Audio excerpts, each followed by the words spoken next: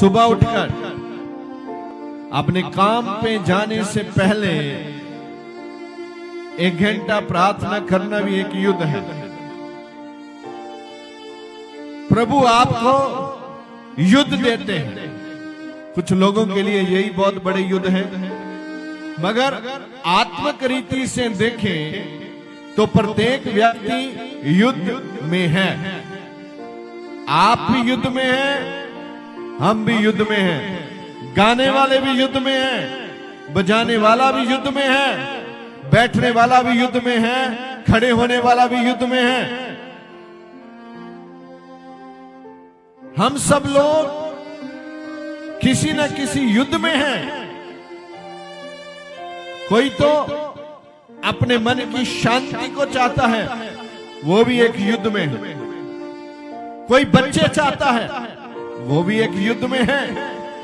कोई चाहता है कि मेरा विवाह हो जाए, मेरा शादी बन जाए, वो भी एक युद्ध में है। कोई चाहता है शादी हो गया, बच्चे भी हैं, अब प्रभु के साथ मिलना चाहता हूं, वो भी एक युद्ध में है। कोई काम धंधा करना चाहता है, वो भी एक युद्ध में है। पति पत्नी की बनती नहीं है, वो भी एक युद्ध में है। बच्चों के साथ बनती नहीं है, तो भी आप एक युद्ध में हैं। आप कुछ आदतों को छोड़ना चाहते हैं, तो भी आप एक युद्ध में हैं।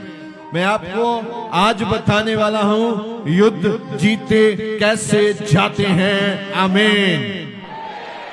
युद्ध जीते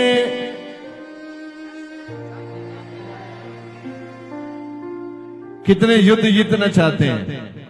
वाह, इसका मायने क्या है? आप सब युद्ध में हैं।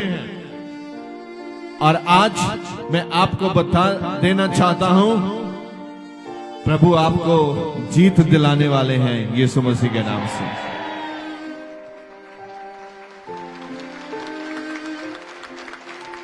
हम सब एक भी ऐसा व्यक्ति नहीं है इस दुनिया में जो युद्ध में नहीं है।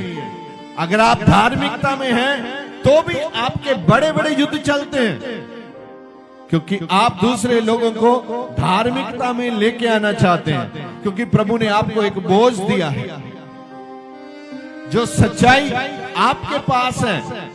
अब प्रभु ने आपको एक बोझ दिया है, वो दूसरे लोगों के पास लेके जानी है। जब तक आपके जिस्म में सांस है, युद्ध खत्म होने वाला नहीं है। आप जितने भी बुद्धिमान हो, आप युद्ध से बच नहीं सकते, आपको युद्ध करना ही पड़ेगा। अच्छी बात है अगर आप बुद्धिमान हैं और साथ में आत्मिक हैं, और आप अच्छी तरह से युद्ध लड़ सकते हैं और जीत सकते हैं। अब वो प्रार्थना करने वाला प्रभु का दास क्या कर रहा है? जब एक बड़ा युद्ध हो रहा है, दो लोगों के बीच में बड़ा युद्ध हो रहा है, और मूसेस हाथ उठाकर प्रार्थना कर रहा है। जब वो प्रार्थना कर रहा था तो वो थक गया।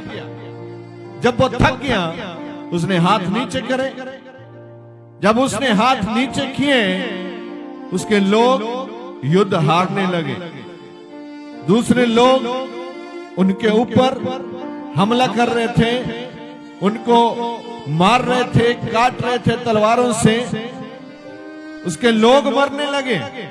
उसने फिर हाथ उठाए, और जब उसने फिर हाथ उठाए, फिर थक गया, फिर नीचे किए, फिर उसके लोग मरने लगे। फिर कुछ लोगों ने उसके हाथ पकड़े। इधर आओ,